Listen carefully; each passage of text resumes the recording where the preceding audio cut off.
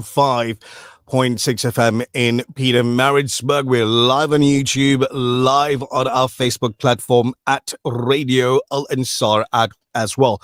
Very important topic of discussion. It's been in news for a good couple of days now. The DA taking government to court over the Employment Equity Act amendment.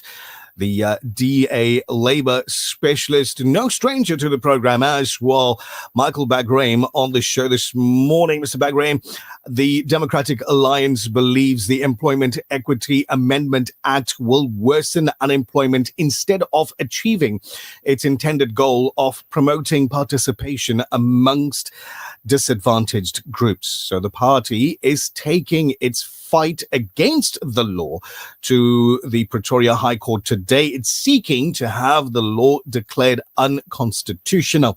While the DA opposes the entire act, this challenge specifically targets Section 15A of the legislation. And this section requires companies with more than 50 employees to meet numerical targets for the representation of Black people, women, and people with disabilities. As mentioned earlier, joining us to discuss this is DA Labour specialist Michael Bagraim. Good morning, sir.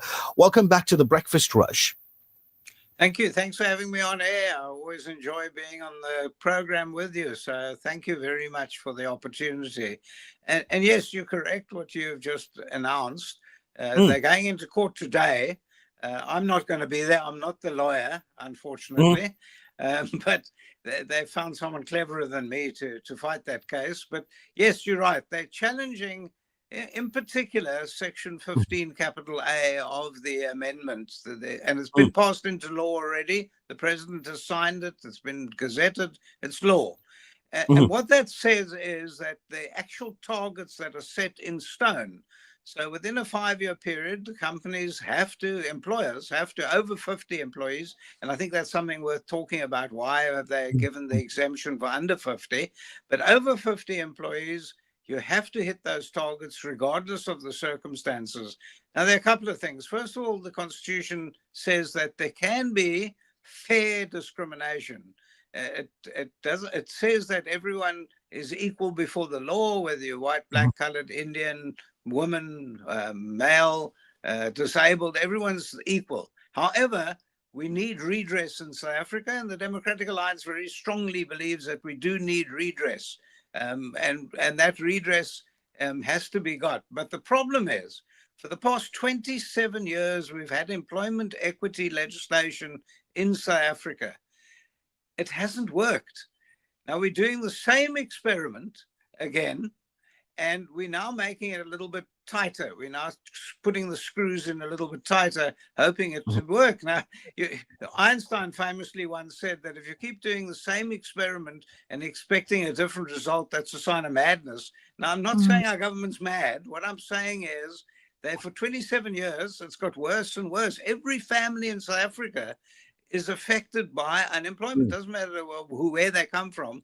And what we've also seen is that the top echelons, you look at the statistics, the top echelons of the exchange, the stock exchange, are all pale and male, despite the fact that every single company wants to get government work. Every single company needs to. The reality is you need to, because there's a shrinking white population. They're almost not there. And why is it that they're still reflected? And there's a whole lot of reasons. I don't have to spell them all out, but one is the economy is not improving at all, and you can't retrench to make way for someone of a different color. And the second reason is that the education system has failed South Africans, in particular, South Africans that were previously disadvantaged. Apartheid was a nightmare because no one got proper education except for whites. Now what we've got is an education system that's failed everyone, and whites, because of the past, were able to put some money away. The families were able to have wherewithal. So I, for instance, I'm a pale male. I had parents who could afford me to go send me to a private school, could afford to send me to a fancy university, and could afford to put me up in a law firm. So I was privileged. My colleagues who who were black at university at the time weren't able to get that benefit. And so we need to have the redress, because otherwise this country is going to fail altogether. And the only way we're going to get the redress is to do the hard yards like they've done in the Western Cape. The Western Cape has brought its unemployment figures down to 18%. And so, I'm sorry, I'm rattling on, but I'm passionate about this. Absolutely, and we can hear that.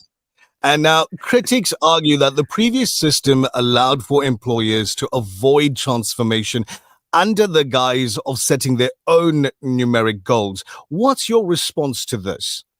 Well, no one. I've been practicing law for over 40 years, but for the last 27 years, since the advent of employment equity, I haven't come across one company that said, no, we're not going to employ black people, white people only. No, I've not heard that. Everyone wants to do business with government. They're the biggest spender of every resource. Government's the biggest spender, and they won't do business with you unless you have the employment equity figures. So no one wants, they're all aiming for it. I haven't come across that. I want to tell you, we've got legislation in this country that allows anyone to come forward and say, I've been discriminated against because I'm black or female or disabled. Yeah. I haven't had one case like that in the last 10 years. Not one. What I've had is people have come forward and said, I didn't get a job because I'm disabled. And those I've taken to court and we've won them. So the legislation is there. It's not like there's no legislation. We have it. But I haven't had one person come forward, and I represent a lot of employees. I'm in the CCMA at least twice a week. They come to me for unfair dismissal, for non-payment of wages, for discrimination in terms of I haven't got my minimum wage, etc. But no one's come forward and said, I couldn't get it because I'm black or I'm female or of that nature. Yes, disabled. We've seen that. So what I'm saying to you is no one's deliberately, and I want someone to come forward and tell me the company's deliberately not employed black people. They want pale males. It's not happening. What's happening now is that the minister's trying to tighten up a system that's not working. Let's find something that's working. And I said there's an experiment that's been going now for 8 years in the Western Cape. They're getting there. It's hard. It's not easy. And they're not there yet. They need to go down to 3% unemployment. They're at 19%. But the country's at 42%. COSATU says the expanded definition is 42%. COSATU tells us that youth, never mind black, white, Indian, they are saying that the youth are 70% unemployed in this country. And who's the worst off? It's the black youth who are the worst off, because they got the rough end of the stick for education. They've got no families with no power and money. It's an impossible situation. We must find another way. And I think the experiment in the Western Cape, although it's not great, is at least getting somewhere. I'm desperate to ensure that we reflect the demographics of South Africa. The demographics of South Africa is the only way forward. Otherwise, we're going to have a business community that's got no qualified people in it. Because what's the white population now today? What's about 7%? I think it's a bit less. That even if you took all the whites in South Africa, took the whole lot, threw them in the sea, and conformed with what Julius Malema wants, will we have a better economy? Will it get better? I don't think that's going to help. It might be an answer, but it's not going to help. What's going to help is if we increase that economy. So, as a final question to you this morning, Mr. Bagray, in your view, what would a fair and constitutionally sound transformation policy look like in the workplace? I think there should be incentives. The incentive, in other words, if you employ more people from the previously disadvantaged, we'll give you an incentive in terms of your income tax or something like that. In other words, let's have the carrot and the stick, not just the stick. Have the carrot and the stick. I think a big carrot is you can do business with government, because that's the biggest spender in this country. In every country, the government's the biggest spender. There's not one business who says, no, I don't want to do business with government. You know, I've got a small, tiny little law firm. I would love to do business with government. Now what they've done is they've given me an opportunity because they said you employ under 50 people, I only employ 7. And Right. therefore, you're now exempt. Why are they doing that? Because they know that it's small business that employs. They know that it's small business, which is the engine room of job creation. Absolutely. I want to thank you for your time this morning and valuable information on this subject, and wish you a wonderful day ahead. Thank you very much. Thank you. Keep up your good work.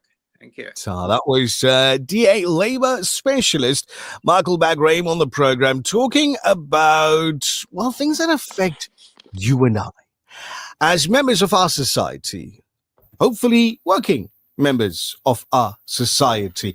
The amendments to the Employment Equity Act being questioned now in court, with the Democratic Alliance taking its fight against the law to the Pretoria High Court today. When we come back, you got your headlining news, of course, last look at traffic.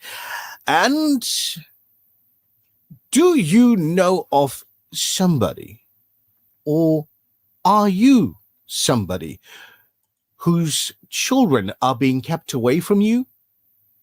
Alienation of affection for children, children being used as pawns in divorces. Does it ring any bell for you? Well, we're talking about that and more with our attorney, Brother Altaf Raouf, in a moment. The Breakfast Rush.